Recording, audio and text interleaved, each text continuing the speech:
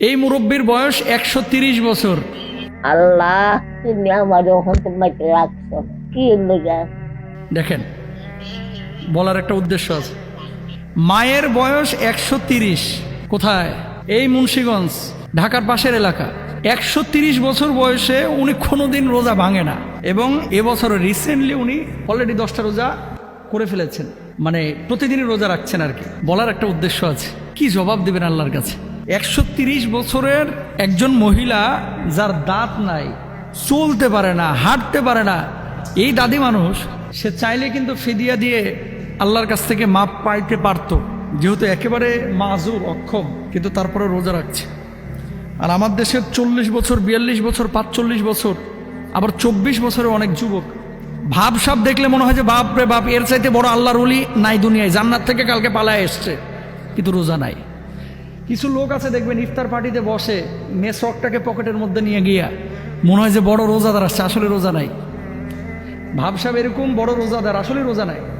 ওই সবাই যখন শরবত গিলে তখন এও সে শরবত গিলে। প্রতারণা করছেন আল্লাহর সাথে। 130 বছরের একজন বুড়ি, সে যদি রোজা রাখতে পারে, 24 বছরের যুবক আপনি কেন রোজা রাখতে পারেন না? আরে আপনি তো 3 দিন না খায়ও থাকতে পারেন। একজন মানুষ 7 দিন কিন্তু না খায় বাঁচতে পারে, জানেন এটা আপনারা? বিজ্ঞান বলে একজন মানুষ যদি 7 দিন না খায়, হ্যাঁ, সে কাজ করতে পারবে না। তো আপনি বলবেন খাবার না খায় আবার বাঁচে কিভাবে? আপনার যে পেটের মধ্যে চর্বি আছে, বুকে যে চর্বি আছে, চামড়ার নিচে যে চর্বি আছে, যখন আপনি খাবার পাবেন না, এই চর্বিগুলো গলতে থাকবে, এবং এই চর্বিগুলো আপনার শক্তি সঞ্চার করবে। আপনি কাজ করতে পারবেন না, কিন্তু আপনি বেঁচে থাকবেন 7 দিন পর্যন্ত। তো একজন যুবক যে সকালবেলায় কাজ করে, বিকেলবেলায় কাজ করে, যে যুবক চাইলেই কিন্তু দৌড়িয়ে 3 কিলোমিটার, 4 কিলোমিটার, অনেকে যে ম্যারাথন যারা করে 40 কিলো, 45 কিলো পর্যন্ত দৌড়ে চলে যায়, অথচ জিম, কাজ, পরীক্ষা, বিশ্ববিদ্যালয় ক্লাস, অফিসিয়াল কাজ, আজকে কি বলে প্রিপারেশনের বিষয় আছে, এই ধরনের ঠুনকো জুহাদ দিয়ে যারা রোজা রাখে না, আল্লাহ রাসূল সাল্লাল্লাহু আলাইহি ওয়াসাল্লাম কি বলছেন খেয়াল করেন। জুমার নামাজে তিনি মেম্বারে উঠছেন, একবার বললেন আমিন, দ্বিতীয়বার আবার বললেন আমিন, তৃতীয়বার আবার বললেন আমিন। সাহাবীরা বললেন ইয়া রাসূলুল্লাহ, মেম্বারের উপরে ওঠার সময় তো এমন 3 বার আমিন বলতে কখনো শুনি নাই। ওগো আল্লাহর নবী, কেন এই কথা বললেন আজকে? আমি যখন মেম্বারে উঠছিলাম, জিবরিল আমিন বলছিলেন, ওগো নবীজি, যে ব্যক্তি আপনার নাম শুনলো, শোনার পরে দরুদ পড়লো না, ও ব্যক্তি ধ্বংস হোক। আমি বলেছি আমিন। আল্লাহ নবী স্বীকৃতি দিয়েছেন, তার মানে ও বেটা ধ্বংস হবে, আল্লাহ নবীর নাম শুনে যে দরুদ পড়ে না। 2 নম্বর, রমজান মাস পাইলো অথচ নিজেকে মাফ করিয়ে নিতে পারলো না, সেও ধ্বংস হোক। আমি বললাম আমিন, নবীজি স্বীকৃতি দিয়েছে। 3 নম্বর, যে ব্যক্তি নিজের বাপ মাকে পেল অথবা একজনকে পেল অথচ নিজেকে ক্ষমা করিয়ে নিতে পারলো না, সেও ধ্বংস হোক। নবীজি বললেন আমিন।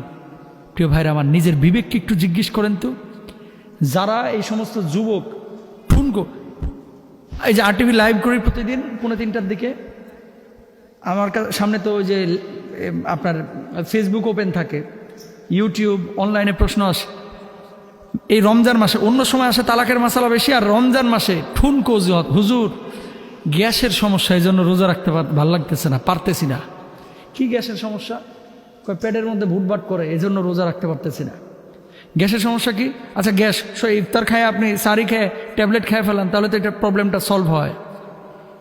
হুজুর শরীরটা মেজ করে, এই জন্য রোজা রাখতে পারতেছি না। হুজুর সারাদিন কেমন যেন লাগে, ভাল লাগে না, এই জন্য রোজা রাখতে পারতেছে। এই ধরনের প্রশ্ন যারা করে, আর এই সমস্ত ঠুনকো অজুহাতে যারা রোজা না রাখে, আল্লাহর আদালতে দাঁড়াইতে হবে চিরস্থায়ী। এই সমস্ত মানুষগুলো জাহান্নামেও যাইতে পারে যদি আল্লাহ মাফ না করে। আল্লাহ তাআলা হয়তোবা মাফ করে দিবেন ঈমান আনার কারণে, কিন্তু 40 বছর, 50 বছর, 100 বছর যদি জাহান্নামে জ্বলাই, এই আগুনকে আপনি সহ্য করতে পারবেন? সুতরাং আমার এই দাদিমার কাছ থেকে, এই দাদি, এই কাকির কাছ থেকে, এই চাচির কাছ থেকে একটু শিক্ষা নেন। 130 বছর বয়সে তার যে ইমানের পাওয়ার, অসহায় মানুষ ভাই, শিল্পপতির মা না, তার 3 ছেলে নাকি মারা গিয়েছে, তার 2 মেয়ে নাকি মারা গিয়েছে, এখনো সে মারা যায় নাই। তার বড় ছেলে, সেও বুড়া থুত্তুরা, তো এখনো রোজা রাখছে। কিয়ামতের ময়দানে যখন এই বুড়ি বলবে যে আল্লাহ আমি 130 বছরে রোজা রাখছি, আর 24 বছরে দামড়া, ভুটকু, এই সমস্ত বদমাশ লম্পটগুলো যারা রোজা রাখে না, আল্লাহ কি এদেরকে আপনি ছাড় দেন না? আল্লাহ রাব্বুল আলামিন এদেরকে ছাড় দিবে না, এদেরকে জাহান্নামে ঢুকাবে। আল্লাহ তাআলা আমাদেরকে বোঝার তৌফিক দান করুন, রোজা রাখার তৌফিক দান করুন।